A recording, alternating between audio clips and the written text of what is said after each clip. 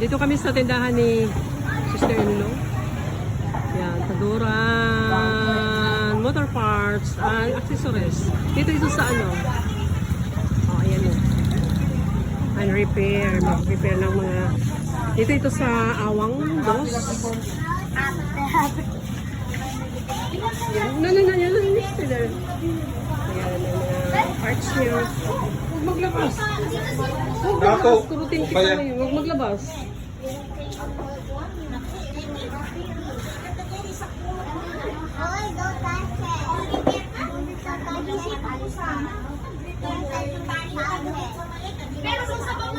Yan, wala ka naghahanapin pa. Dito lahat. Kung may kailangan kayo, at saka affordable, mura lang. Mura lang ang kanilang mga paninda dito. Dito lang ito sa Awang Dos.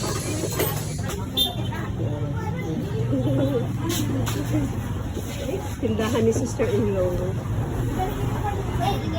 Pag kailangan nyo ng motor parts and accessories, punta na kayo dito. Yan.